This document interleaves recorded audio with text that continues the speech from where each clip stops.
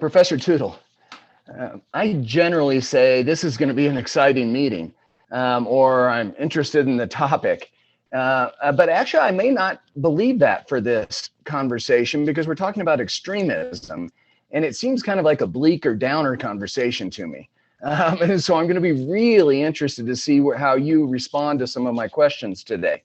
I originally was going to say violent extremism, because that's kind of what I meant when I pitched this show to you. But actually, I don't even necessarily mean violent. I kind of mean extremism in every manifestation of that, because I think there's, as you often say, it's not only violence, it's threats of violence, or it's ramifications of somebody's career or life or lifestyle. And I think we're all getting confused on what extremism actually is. And my premise to you is I think there's upwards of 35 to 55% of America that think you and I are extremists. And my proof of that is I listened to Dr. Heather Cox Richardson yesterday, and she's delightful. I just think she's really doing a great asset by talking on the interweb about history of the United States, kind of like we do. But she said that all the states that are putting in voting restrictions are doing it to make sure only Republicans get to vote. And my instant reaction to that was, well, wait, that's an extremist statement. That's simply not true. That's a disservice to America by saying that, Dr. Richardson, Cox Richardson. But she may think we're an extremist. I think she's an extremist.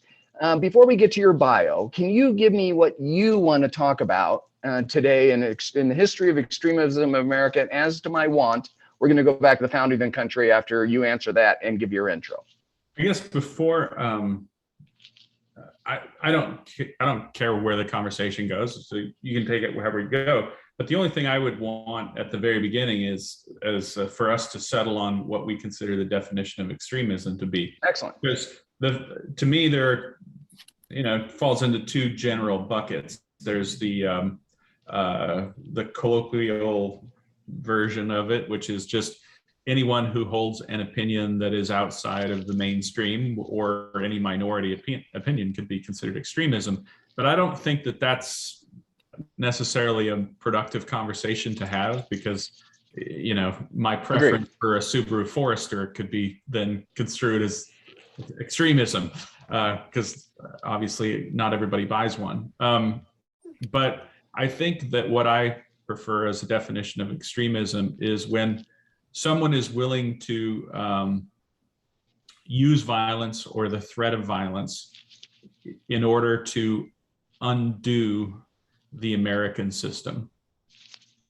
Cool. I'm going to accept that as our premise for today's discussion, and also tell you that I think this is probably going to be part one of part 2 or 3 shows, because there's so much fundamentally to the nature of our constitutional republic form of democracy that I don't think Americans understand, that I think it's worth us pursuing what citizens, how they should accomplish their political goals, and how do they even know if they're an extremist or not.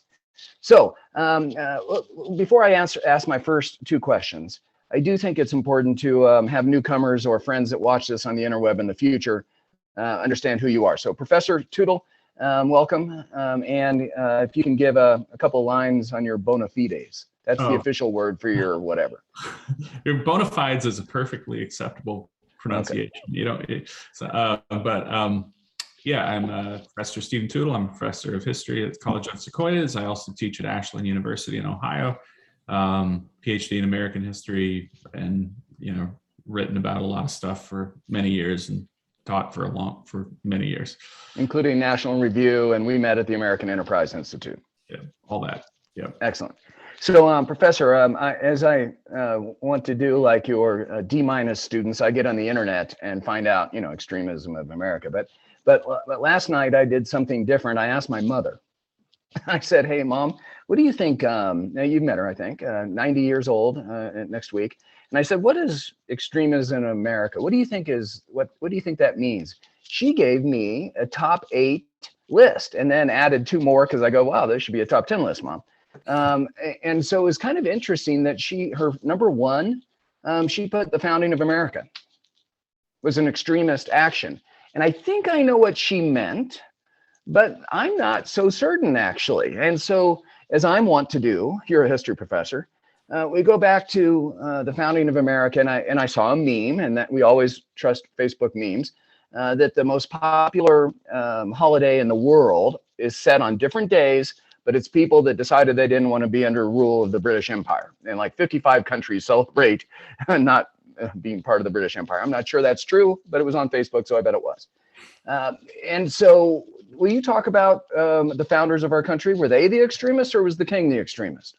Our founding was not an extremist event. It was an extraordinary event, but by my definition of extremism, it was not an extremist event, because the American Revolution was a conservative revolution. It was a revolution to preserve rights the colonists thought they already had. The political and legal traditions in America were founded over the previous 150 years. And the colonists, when they were rebelling against the king, they were doing so in order to preserve rights they already had. And I would also say, as a good American, that the essentials of human nature that are reflected in our founding documents are true.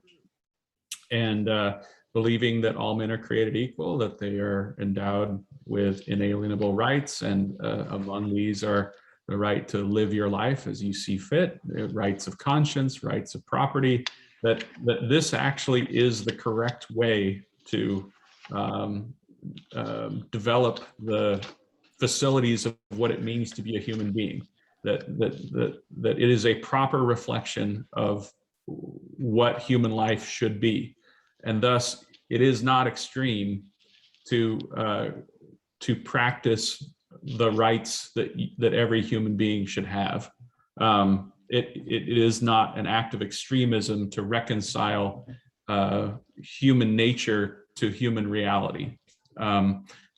So in that sense, both in a practical sense, because the American Revolution was, as I said, a conservative revolution in practice, but also in a philosophical sense, the American Revolution was a new order for the ages.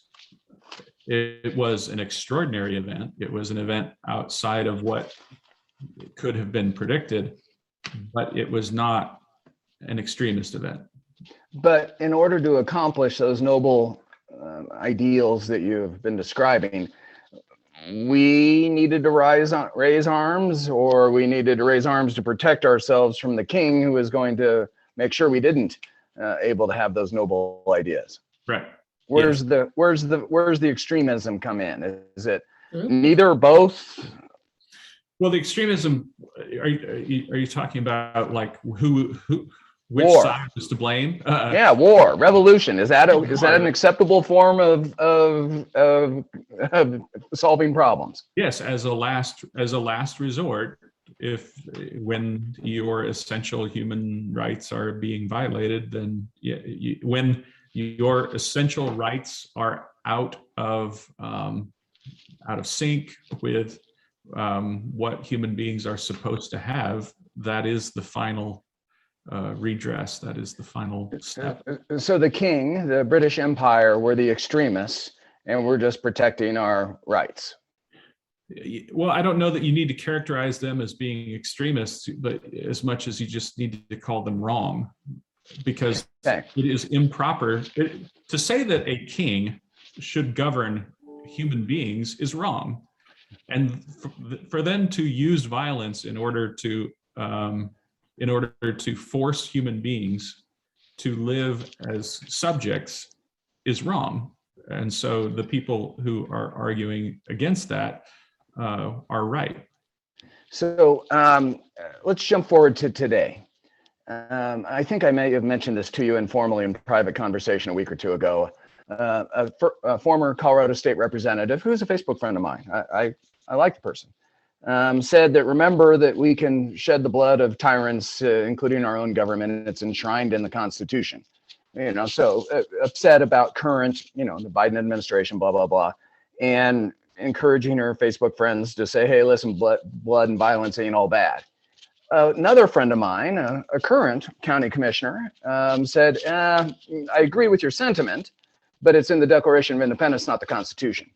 And I kind of raise up my hands and I go, oh my God, these are really thoughtful former and current elected officials in Colorado kind of egging us all on to thinking violence is okay. Well, it was when we drew off the shackles of the king. Is it okay now? Can we use violence? I mean, no. Why not? Because, I mean, this is reminiscent of the argument that people made, like Southerners made this during the Civil War. You know,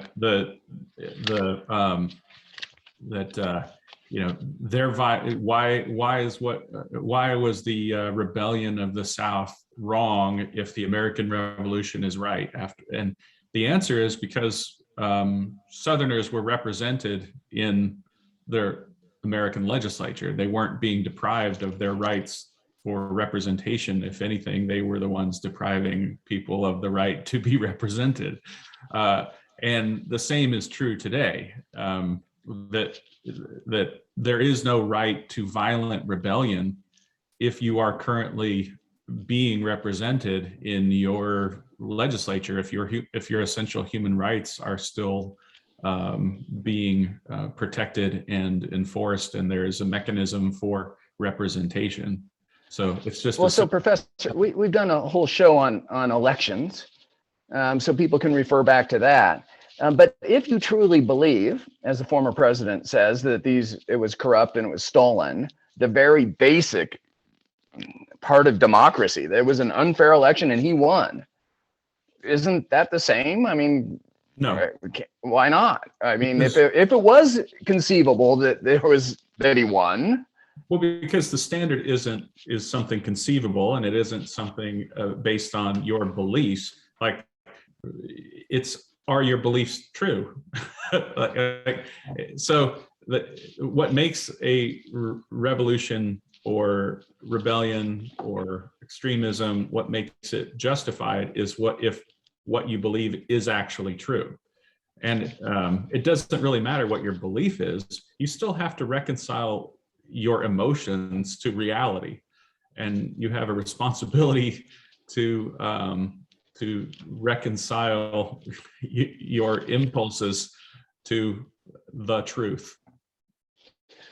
Boy, there's so much. That's why I said I think this may be a one of three shows. I sent you a meme just 10 minutes before the show. Generally, you don't get to know the questions I'm going to ask, but in this one, there was a meme of a dear friend, and it said, capitalism is destroying the world. We did a whole show on that as well. But it then proceeded to talk about maybe it's time to admit that a group of white slave owners in the 1700s didn't form a pretty good government. And then it talks, and then the diagram of the meme shows that is it fair to have, I think it was 40 million people from 23 states equal 40 million people in California with 2 senators. And so challenging the very basic, of the Electoral College, of the US Senate, filibuster, and just saying everything's wrong. To me, I'm falling prey to my own criticism that I instinctually thought my dear friend is an extremist.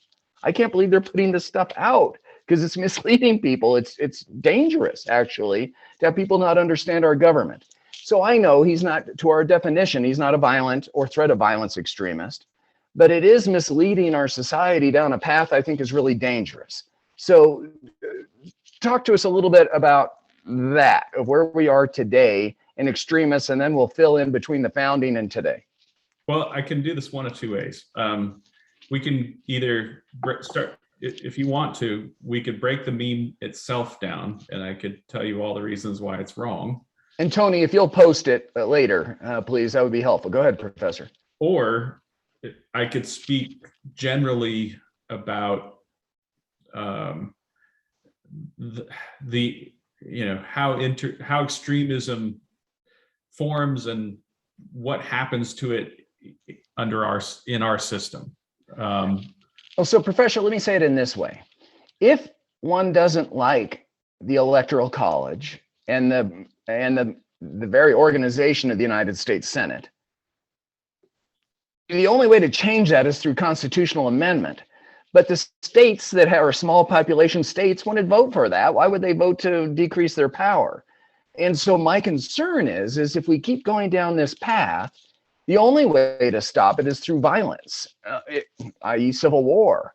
And more people keep talking about civil war because the other side is so evil. Uh, and it just really concerns me as Americans how a professor of history, how do we sort this kind of stuff out? I think that I think that what we really need to do is, again, reorient ourselves to the reality of American history and the American Revolution. Like it answers all these questions. So this is, I guess, the most productive way of getting through it, which is this. On this question, the first thing to understand is that our founders did not believe that the proper role of government was to translate will and desire into action. So that is fundamental. You must say it in a different way. That if you have a feeling, okay, and you want the government to enact your desires, and you think the government's not working if it's not enacting your desires, you are wrong. The government is not there to translate your feelings and your desires into action. If you do not understand American history and you do not understand the American system of government, if you believe that the American system of government is there to translate your feelings and emotions into action. So say it in a positive way now. What is the purpose of the government? So we had, and we were experimenting with representative government, various forms of democracy, various forms of representation. And this was happening at the local level. It was happening in counties. It was happening in colonies. And once the United States was formed, it was happening in states under the Articles of Confederation. And out of these experiments that were going on for quite a while, the founders learned what the real danger was from the framers. You mean the framers? The framers, but all the founders, because most of them were people who had lived through British colonial rule. They'd lived through the revolution, and so thought about these issues during the revolution. And then they had gone back to their states and worked in state legislatures or in law firms or been a part of public discussions and saw what was happening at the local level, and then came together to frame the Constitution. So the question for the Constitution was, how do we put the ideals of the Declaration into practice? So we agree that these are the ideals, but how do we put them into practice? And what they realized is that you have this problem in representative government of how do you control, or how do you deal with the fact that human beings are made up of both the front part of our brains, the part that is logic and reason, but we're also capable of impulse. So, I've been trying to lose some weight, right? And there's a part of me that last night I went out to dinner had South Indian food, which is my favorite kind of cuisine. And I knew that when I went there, I was going to be presented with my favorite food. I thought about it for a week in advance. I got in my car. I drove for an hour. I made a reservation. I used logic. I used reason. I used all of and when I got there, I knew that I was going to be provided with these temptations and then I would give in to them, right? That is me using every part of my brain in eating this meal. Now, if I put a bunch of junk, now Halloween's coming up, my kids are going to have candy bars and there's just going to be candy and junk food everywhere. If I put that stuff in front of me, and then logic is not going to kick in. Like I will give in to desire. You will give in to emotion, but I'm still the same person. I'm still a human being. The same person who is capable of giving in to irrational desires, who has passions and impulses, is also capable of using logic and reason. Mm-hmm. It's not two different human beings, the same human being. So the question for the founders was, how do we account for how human beings are? This is what I mean when I say that our system of government is based on a true relationship with reality, with humanity.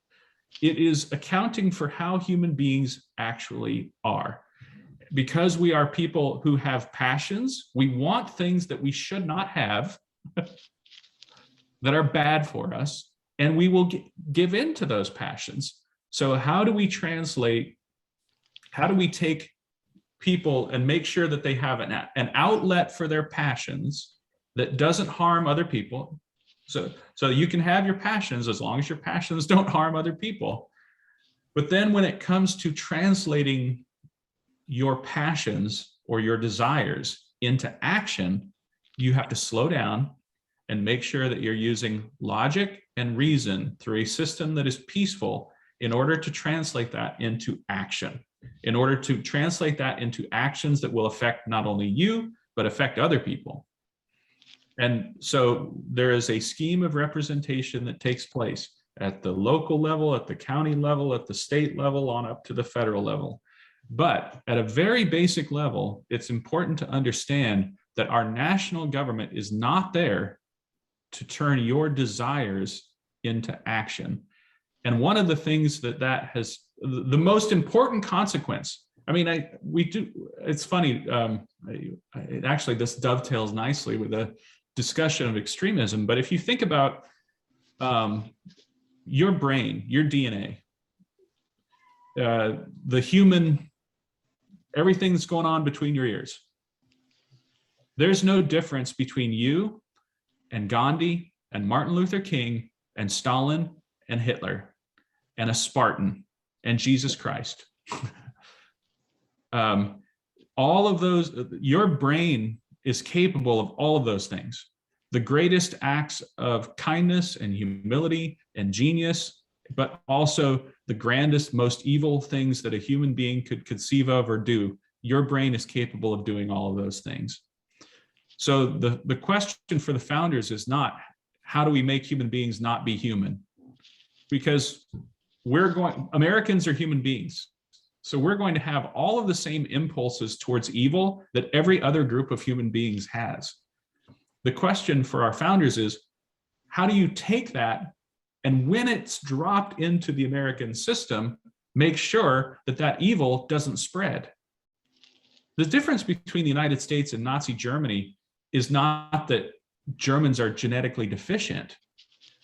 It's if you take racism and mix it with nationalism and you drop it into a modernizing new state called Germany or Japan, you get or Russia, you get the Holocaust, you get Stalin, you get Mao.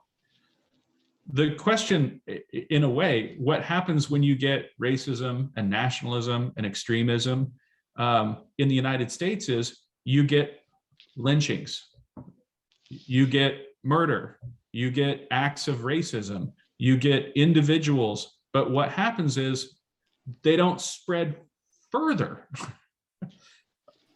So it's not that you can prevent the impulse. You can't prevent human beings from being human beings, but what you can do is you can construct a system that preserves your freedom to have desires, but limits how much damage you can do to other people.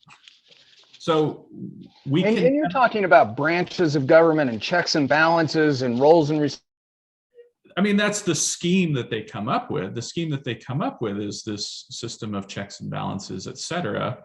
But I think that what's more important is to understand the philosophical underpinnings here, because the idea is that, yes, you're going to have places where your ideals are going to, if you decide, I mean, in my own home, I can decide to mow my yard or not mow my yard.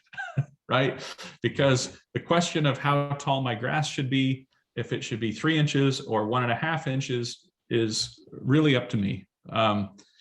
But I can't mow my neighbor's yard. And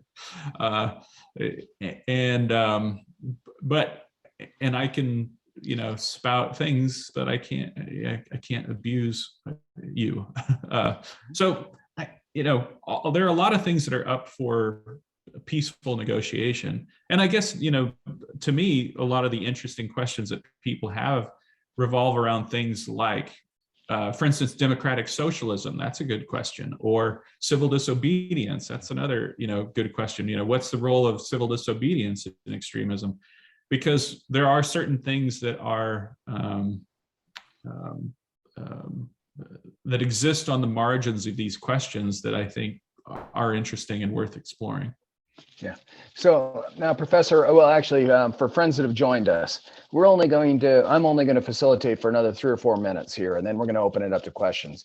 You've already touched, Professor, on a variety of things. My mom said, well, slavery was extremism. So slavery is also an interesting issue, because it is something where you are depriving human beings of rights that they should have. So it is an example of extremism. But the question is not, does America have slavery? It's, did America end slavery? Mm-hmm. Right? What happens when you drop slavery into a system that says that human beings have fundamental rights? And the answer is, you stop it. You stop it. Yes. Yeah, thank you, Frank. Yeah. Right. Is that it stops. Yeah. Yeah. And Professor, guns, abortion.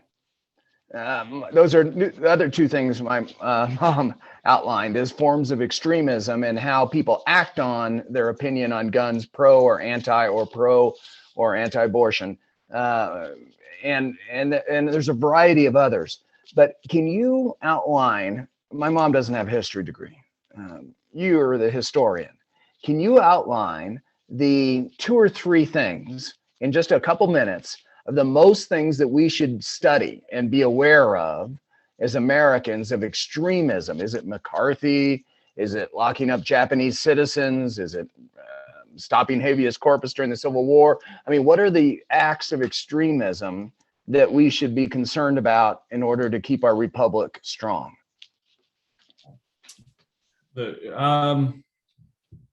Eugenics. There's a ton of stuff that happened in America that's not pretty. Well, I guess almost any of those things would provide you with a good lens to view extremism through, but all of them will lead you back to the moderating influence of believing in pluralism. So the big lesson is the same for all of those examples. I can tell you what the answer is because of how, I can't lie about what my answer is because I do this in my classes. So to me, the big issue comes down to race and issues of race. So, because it almost always provides you with the clearest examples of, and it's something that questions surrounding how you treat human beings and essential questions of liberty. It's something you can study over a long period of time, and there are contrasts that you can make, and there's continuity. And so, as a professor, it's the easiest and most common sense way of exploring these questions is to and because of the experience of slavery and civil rights, it ends up being something that there's a thread that you can carry through and compare other things to it as you go through. But that's also why the greatest intellectuals, and in a way I feel like they are undersold as intellectuals, because we tend to talk about them only in terms of matters of race. But I still think that the finest public intellectuals on matters of liberty have been Black intellectuals because they're arguing the clearest and most fundamental case. So in a way, I feel like people like Frederick Douglass or James Weldon Johnson, we tend to discuss those people only in terms of them talking about matters of race. I think that they're actually far more valuable when you take what they're saying about matters of race and apply it to matters of liberty, generally speaking. I think that they're actually greater political philosophers than they're given credit for precisely that reason,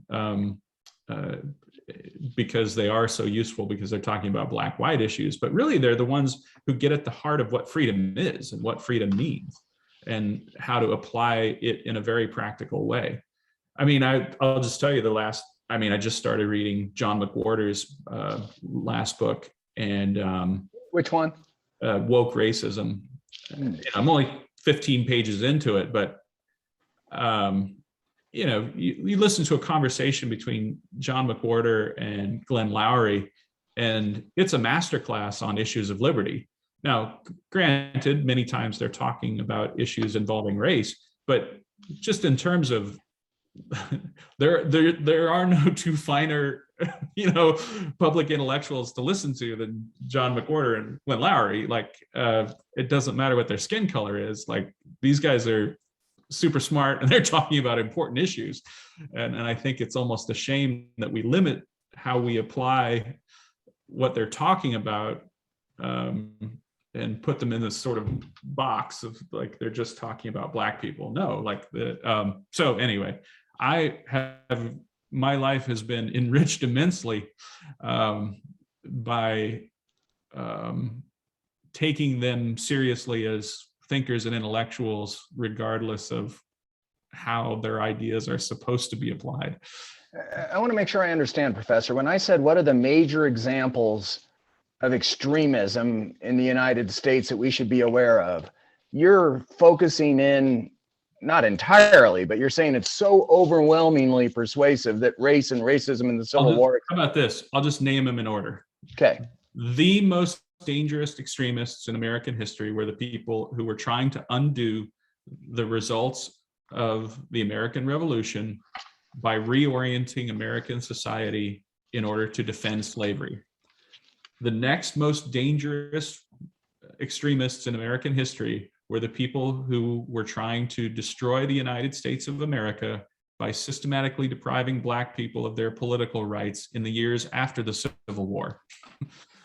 The most dangerous extremist, the next most dangerous extremists in American history are the people who were trying to destroy the American Revolution and the American way of life by depriving Black people of their civil rights in the 20th century. The next most dangerous people were probably the progressives and people who wanted to destroy the United States of America and the American system. But this is why now we're getting into what I think is the very interesting question of democratic socialism, because to me, this is one of those issues where our definition of extremism starts to fail but still holds, which is, what do you do with somebody who says they want to destroy the American system of government, but they would like to use the American system of government in order to destroy the American system of government?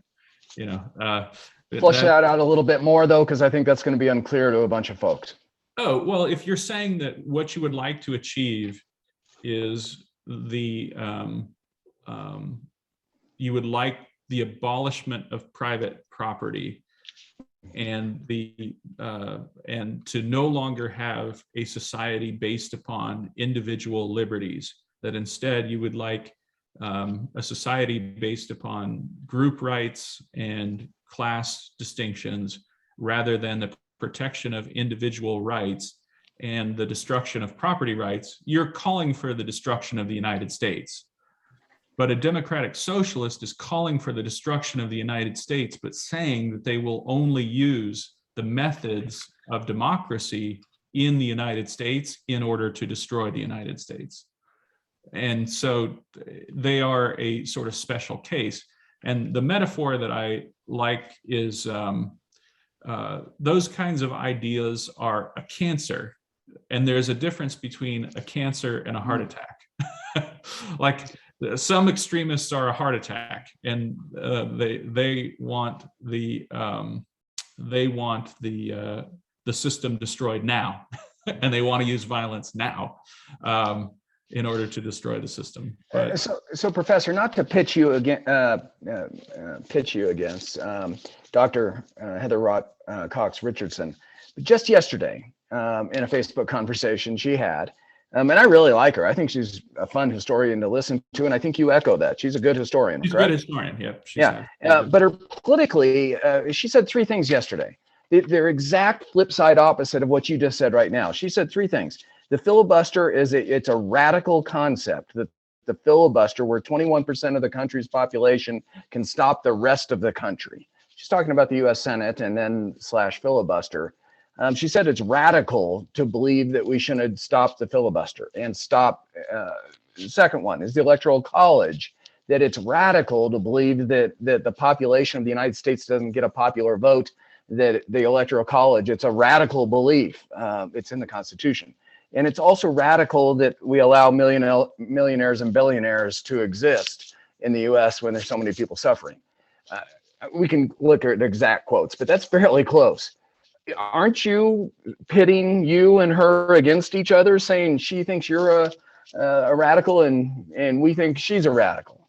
How do we solve this? Are you an extremist, or is she, or are you both? I don't know if she's an extremist, but she's wrong. And we solve these issues in what way? Well, I would say we solve these issues through the democratic process that protects individual liberty and property rights. But it's not just democratic process. It's more rule of law process than democratic. Well, it's not 50% plus one, correct? It's no. I mean, representative government. I was using that just in the.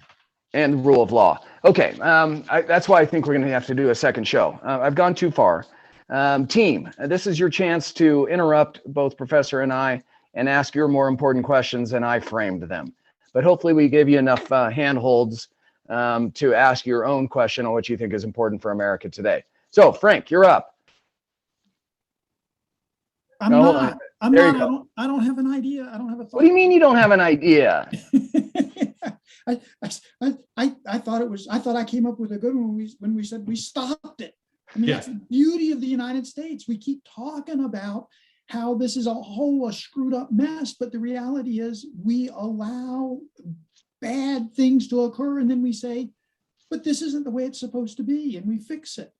Right. And we're going that way, and we continue to make progress that way. And it's very frustrating to me that we are beating ourselves up when we live in a system that allows this functionality.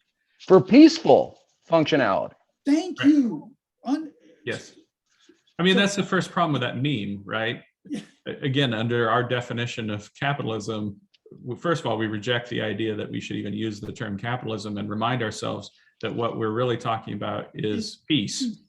Yes. And so in understanding that, the first thing you would say is peace is destroying the world. I guess I reject the premise if your argument is that peace is destroying the world.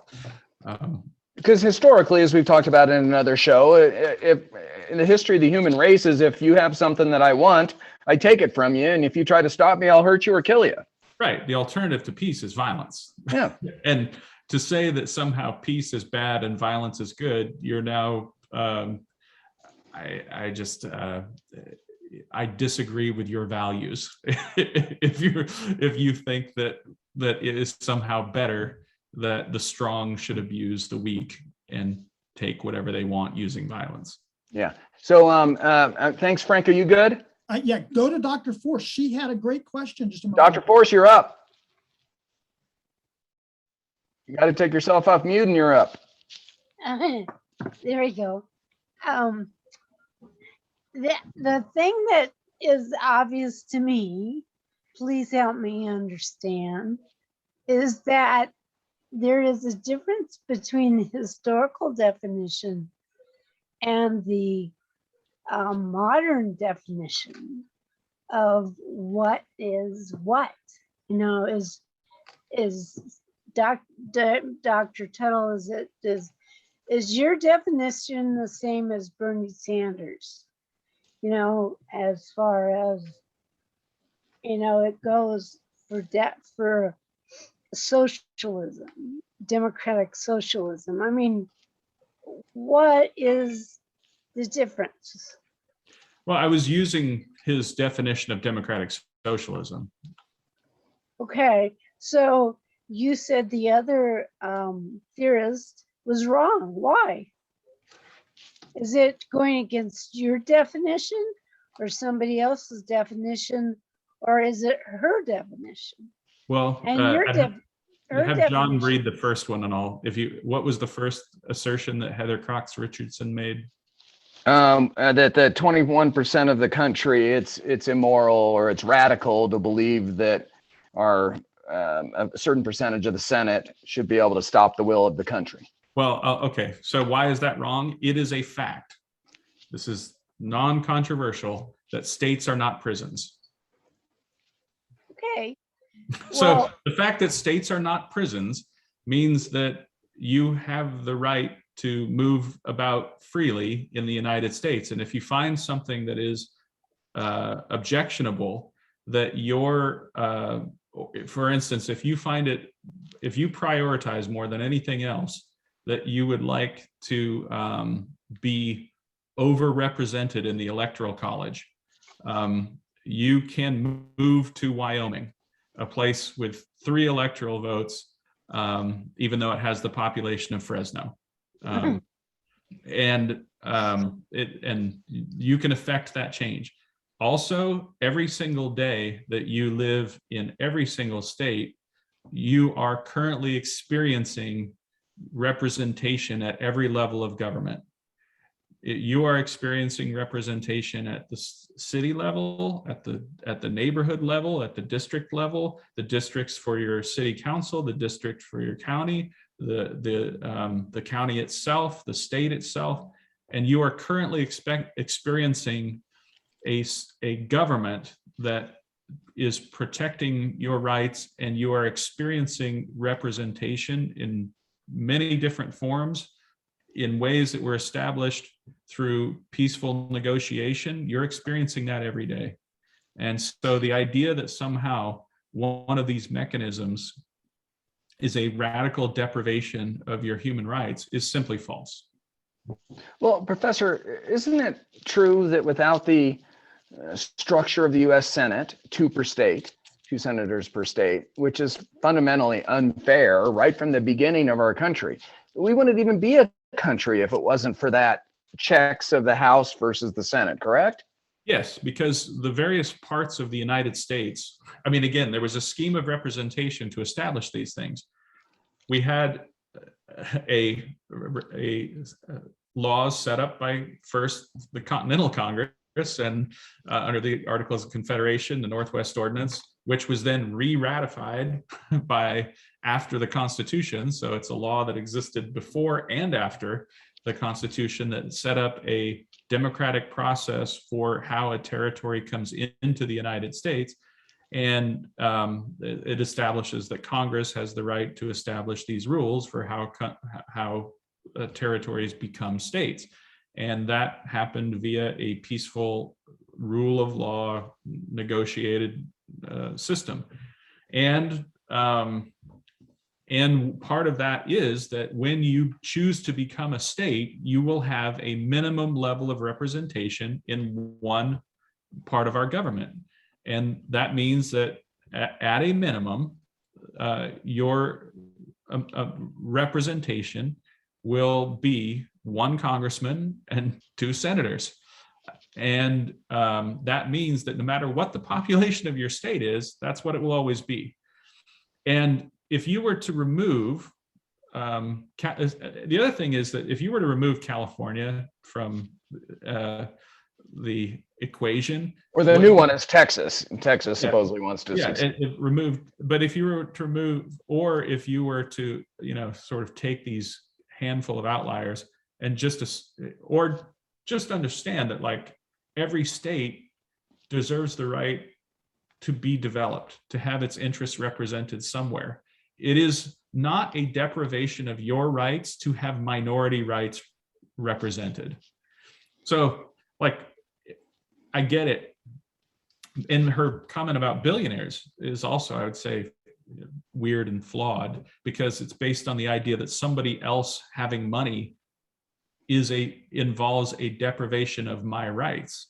Like, somebody else having or not having money has nothing to do with my rights. The mere presence of wealth in someone's bank account is not in and of itself an abuse of anyone else. Now, what they might choose to do with that money might be an abuse. That might need to be controlled. That might need to be legislated. But how the numbers appear on their bank account statements is in and of itself not a deprivation of liberty for anyone else. And to say that it is also wrong. It's just flat wrong.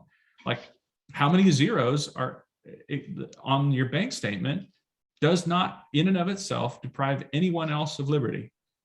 So therefore, it is not an act of radicalism for someone else to exist on this planet. All right. I think we've got that for now. Okay. Hey, Kate, if possible, I'd like you, and I know you're not pure liberal, but you kind of are. And I mean that in a friendly way, in a positive way. My instinct says you're mad at Professor Tootle and me. So, and my instinct may be wrong, but Kate, why don't you ask a question if you're inclined? I am not at all angry with you guys. I'm actually really pleased that we're having this conversation like grown-ups. So being able to talk without getting mad and memeing angrily at each other, I think that political discussion is a good thing. What I was kind of wondering about, because Professor Tootle, you had mentioned, and in the conversation with Dr. Force, there is kind of, at least what I see is kind of a smushing together of things like capitalism with democracy, and a smushing together of like other concepts that are not necessarily related, even Protestant Christianity getting squashed together with democracy. And I guess I don't know if there's a question in this, but what I was kind of noticing is we all tend to divide up along those different lines, but it's not necessarily true that democracy belongs in the same bucket as capitalism. I don't know if there's a question in there. It's just an observation. Well, there's an old argument. So you're right. Jefferson and FDR, disagree with me. But this is not an argument about the ideals in the Declaration. It's about how they practically apply when it comes to matters of property. So FDR, quoting Thomas Jefferson, believed that essentially human beings have two sets of rights. That you have the rights of personal competency, and which means your rights of conscience, your right to think and say and do things, but that in fact property rights were different. And thus property rights could be treated differently under the law because property is of a social nature. I would say that's based on a flawed, incorrect understanding of wealth creation and how money works in the world. But whatever, it's there from the founding. It's a legitimate and not unpatriotic. And I say it's not unpatriotic because it was there at the founding. It was Jefferson's argument, the author of the Declaration of Independence. But he didn't go into that much detail in the Declaration because it was something he disagreed with the other founders about. He and Hamilton fundamentally disagreed. He and Washington fundamentally disagreed on this. He and Jay and he and Madison, like, they disagreed about all this stuff. That was but it was Jefferson's take on it. So in that sense, I think it's important to identify that there is an American and patriotic tradition of treating property rights differently than than all other forms of rights. That being said, I still think it's wrong. But there is also, in your other question, like smushing together, you're right in that, we are one person. I'm one person. But like, the Bob Dylan song quoting, the poem, I contain multitudes, right? the execution of your free life is going to have consequences for you, but it's going to also have consequences for other people. And at a very basic level, all my political agenda, my big political agenda, is to get people to recognize that when we are negotiating how we live together, that we want those processes to be peaceful and decided upon rules that we follow. Certainty. The U.S. government provides certainty that many governments around the world don't have, because there's a process and it may take time. You don't get instant reaction just because 50% plus 1% of the population wants something. But because of that, it means that, like, my Protestantism is going to have social consequences. You know, I don't know what they are, but my religious beliefs in, Calvinism means that I'm going to work hard. That has a consequence when I go to work, right? That is a social consequence that comes from a religious belief. Therefore, what we want is a society that treats people based on what they do without interfering with their individual rights of conscience. So it doesn't matter that I'm a Calvinist who believes in hard work, as long as I don't hit my coworker when he or she doesn't work hard enough. Does that make sense? Like, we regulate the consequences of the individual conscience rather than the individual conscience. Well, I think if I can interject and ask another question, John, thank you. Where social consequence does play into religion, and one of the things that John had brought up was personal choice, birth control, family planning, abortion rights, that often when you listen to the opposition, the pro-life side, it ends up going back to religious beliefs. How do you make sense of that in that context? Well, I was just teaching the fugitive slave law, and it might seem like a strange contrast, but for instance, the first fugitive slave law was impossible to enforce in the North because the North simply said this is unconstitutional, and it worked its way through the courts, and there were tens of thousands of court cases in the North about the application of the first fugitive slave law. But it didn't lead to widespread, uprisings among Northerners because they weren't forced to do it. It was the second fugitive slave law that forced Northerners to participate in slavery. And that's when they rose up and said, we are not doing this, in a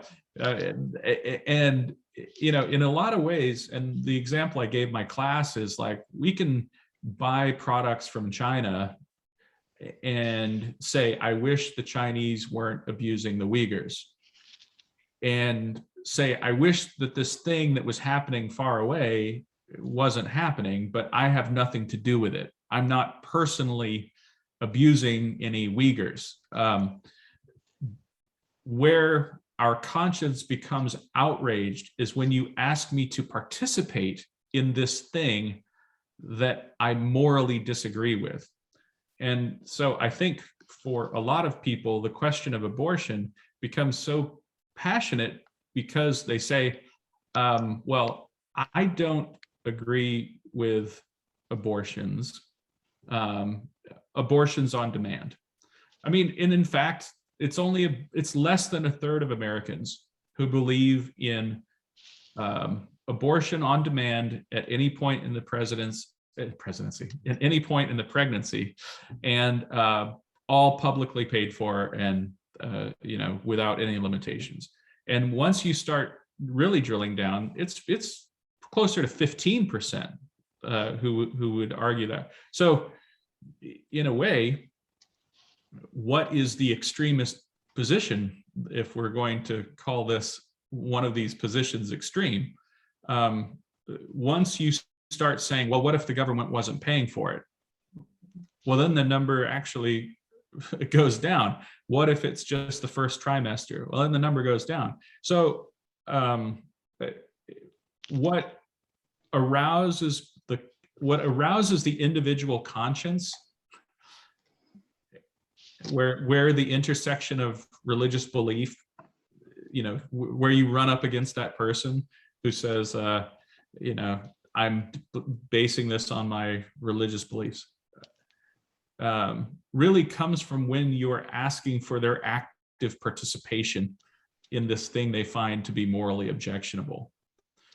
And if you were to begin advocating for something that did not involve them, I think what you would find is fewer people would be making those arguments.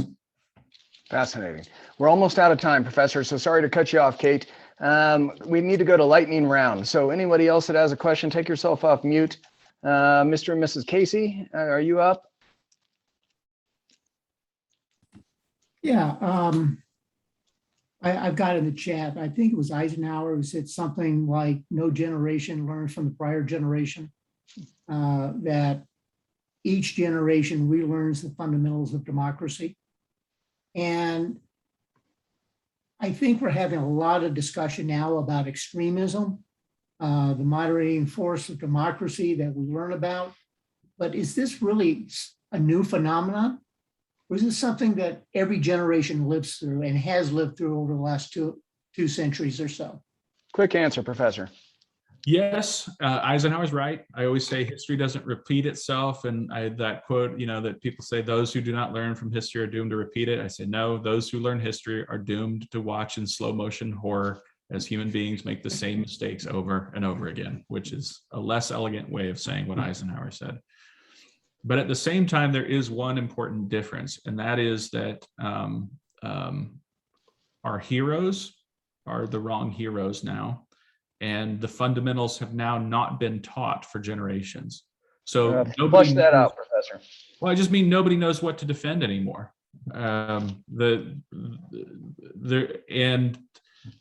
If you have generations of school children who are taught that a statue of George Washington is a statue to white supremacy and slavery, then you're missing the reason the statue was built in the first place.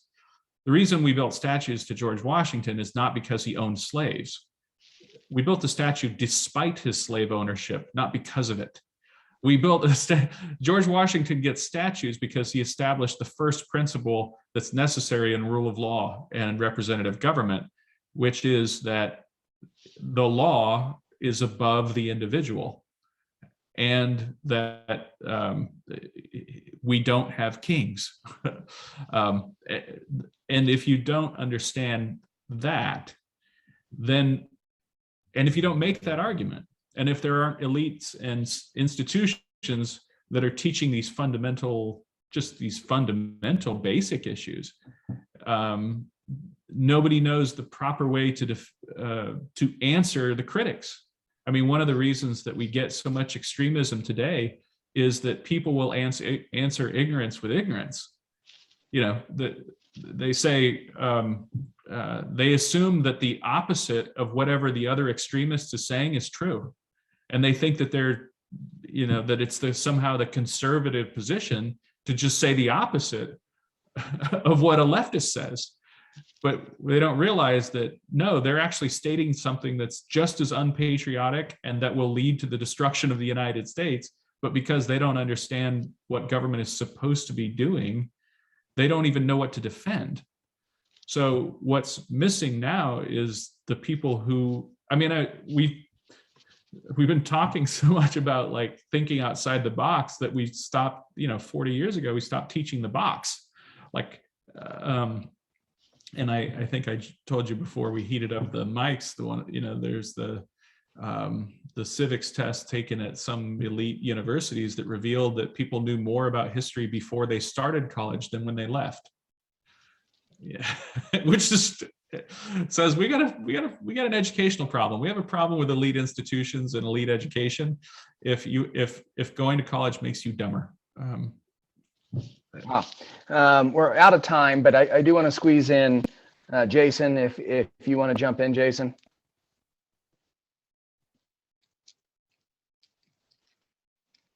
Yay or nay? Maybe he's off. Yeah, I think. Okay, Bart, you have anything? I would, Professor Tootle, do you think that political science teaching also needs to integrate itself a little better right now with history? Yes, I think it's an absolute, I mean, not just that, but we also need the discipline of political history. One of the things that has happened is that there were no, we have something like 180 PhDs in American history generated last year, and there were no jobs in American history, which is shocking, right? And four-year colleges, zero. And most history departments across America have gotten rid of political, diplomatic, and military history. So the things that we tend to think of as being what historians do, political, diplomatic, military history, have simply been wiped out of higher education. And the people who are teaching political, diplomatic, and military history are not actually experts in political, diplomatic, or military history. And so that's a problem. But the problem within political science is sort of the same. I mean, when I tell people I'm a political historian, I almost don't tell them anymore, because what they hear is political scientist. So everybody thinks I'm a political scientist. I am not. What I like about where I teach at Ashland is that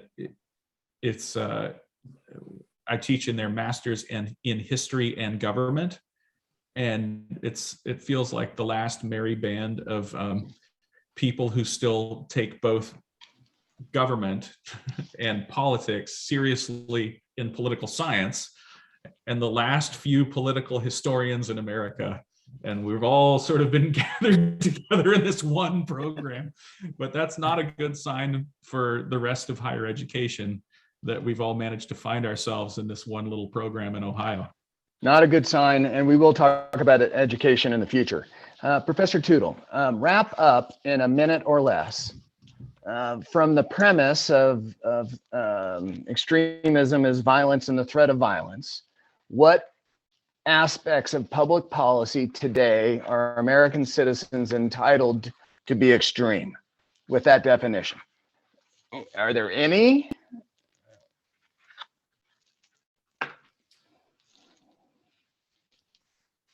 No. I mean, why do you have to think about it so much? Why isn't it just a solid think about if there were an example of, because here's the other piece of it that we didn't discuss, which is the role of civil disobedience.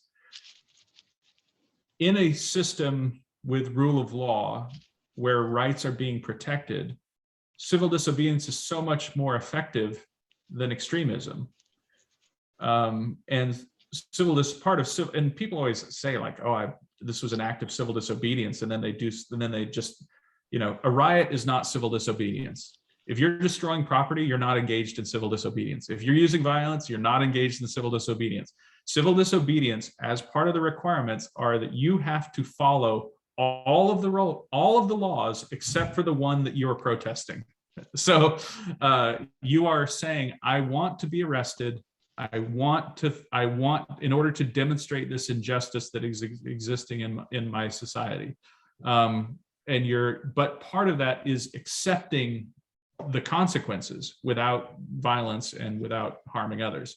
So because civil disobedience in a system that has rule of law, I mean, you think about somebody like Gandhi within the British Empire. If Britain didn't have a free press and political opposition, they would have simply gone in and murdered him. Like, the reason why Martin Luther King Jr., why his methods were effective, is because he was doing it in the United States of America. Because Stalin killed those people.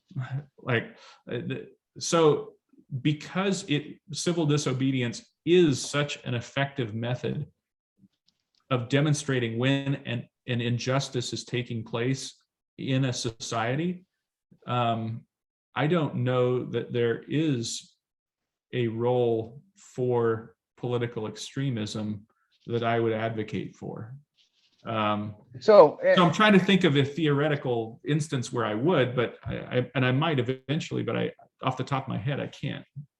and so it's our role as good citizens in order to help tamp down extremism when we see it with our friends and family or within our own character.